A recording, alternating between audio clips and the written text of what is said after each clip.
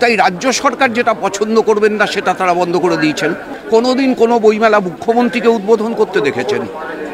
সরকার সেটা চান না, তাই মুক্ত চিন্তার জায়গা নেই। আর সিবিআই কত দূর পর্যন্ত পথ চলবে সেটা আগে সেট আপ করে নিয়ে পরে উনি পথে নেমেছিলেন। ঠিক সেই রকম যে শিল্পীরা আজকের যক্ষপুরীকে জ্বালিয়ে দিতে চায়, পুড়িয়ে দিতে চায়, তাদের কথা বলার অধিকার থাকবে না। পাড়া এবং না পাড়ার মাঝখানে মমতা ব্যানার্জির একটা পথ পরিক্রমা আছে, সুতরাং উনি যা ভাবছেন তাই করতে পারবেন এমনটা এত সহজ না। কলকাতা বইমেলার একটা ঐতিহ্য বা আমরা দেখে আসছি যে শিল্পীরা লাইভ পেন্টিং করেন, যারা বসে থাকেন, যারা গান নাটক করেন এবং মুক্ত মঞ্চ। এবছরের বইমেলাতে মুক্ত মঞ্চ তো নেই, সেই শিল্পীদেরও বসতে দেওয়া হয়নি, কি বলবেন? কারণ শিল্পের মুক্ত চিন্তা, শিল্পের স্বাধীনতা তা বর্তমান রাজ্য সরকারের আমলে নেই। এবং যেহেতু গিল্ড কর্তৃপক্ষ বর্তমান রাজ্য সরকারের নির্দেশেই কার্যত পরিচালিত হন, তাদের কোনো স্বতন্ত্র স্বাধীন অস্তিত্ব অতীতের মতো আর বিদ্যমান নেই। তাই রাজ্য সরকার যেটা পছন্দ করবেন না সেটা তারা বন্ধ করে দিয়েছেন।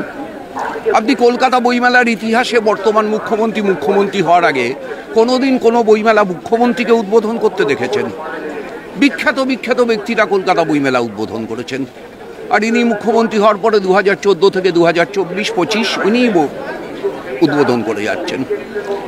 এই মুহূর্তে যদি আপনি দেখতেন যে শিল্পীরা বসে আছেন, সেই শিল্পীদের তুলিতে কি ফুটে উঠতো মহাকুম্ভ, ফুটে উঠতো আরজিকর, তিলোত্তমা, ফুটে উঠতো এই যে মেয়েটা, আদিবাসী মেয়েটা ধর্ষিতা হয়ে খুন হলো, তার যন্ত্রণা।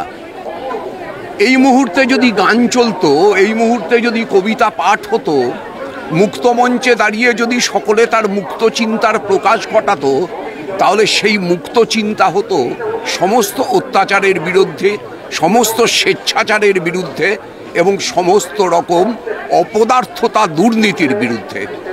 সরকার সেটা চান না, তাই মুক্ত চিন্তার জায়গা নেই। তাই মুক্ত মনের খোলা প্রকাশের হাওয়া বইমেলার ভেতর বইছে না। কিন্তু মুখ্যমন্ত্রী মমতা বন্দ্যোপাধ্যায় তো পথে নেমেছিলেন তিলোত্তমা কাণ্ডের বিচারের দাবিতে, তাও কেন এই মনোভাব থাকবে? না, উনি পথে নেমেছিলেন ঠিক আছে, উনিও জানেন উনার পথের সীমাবদ্ধতা, আর সিবিআই কত দূর পর্যন্ত পথ চলবে সেটা আগে সেট আপ করে নিয়ে পরে উনি পথে নেমেছিলেন।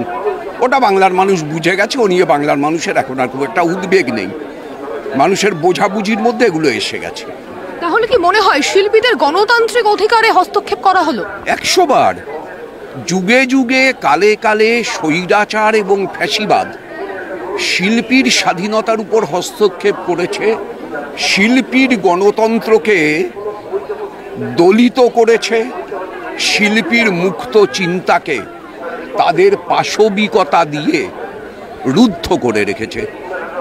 রবীন্দ্রনাথের রক্তকরবীতে দেখেননি, নন্দিনী গান গাইলে পরে সর্দাররা এসে নন্দিনীর গান থামিয়ে দিত কেন?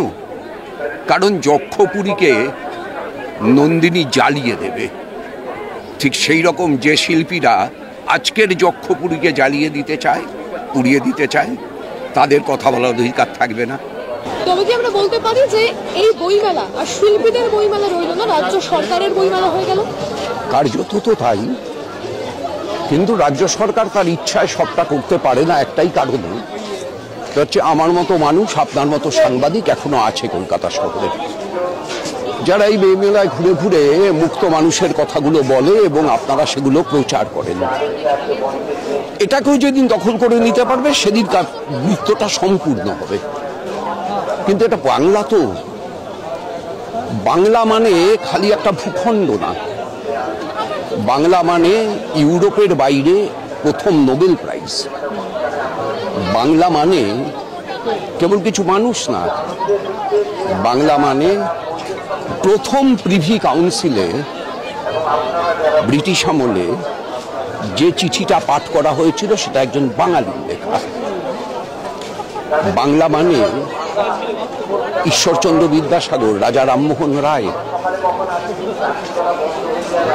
এই যে বাংলা, তার যে উত্তরাধিকার, তার যে সচেতনতা, এই সচেতনতাটাকে গিলে খাওয়া এত সহজ না।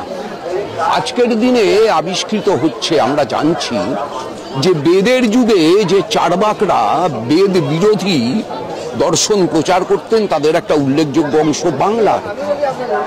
প্রাচীন চার্বাক গ্রন্থগুলো তার লিপির সঙ্গে আধুনিক বাংলা লিপির মিল পাওয়া যাচ্ছে।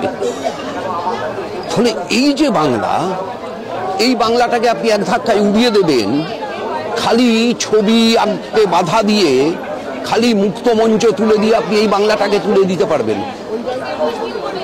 আপনি কালকে 4টে বিধবার বিয়ে গায়ের জোরে বন্ধ করতে পারেন, কিন্তু আপনি ঈশ্বরচন্দ্র বিদ্যাসাগরকে মুছে দিতে পারবেন? আপনি কালকে নতুন করে 2টো সতীকে দাহ করতে পারেন, আপনি রামমোহন রায়কে ইতিহাস বিস্তৃত করতে পারবেন? ফলে এই পাড়া এবং না পাড়ার মাঝখানে মমতা ব্যানার্জির একটা পথ পরিক্রমা আছে। সুতরাং উনি যা ভাবছেন তাই করতে পারবেন এমনটা এত সহজ না।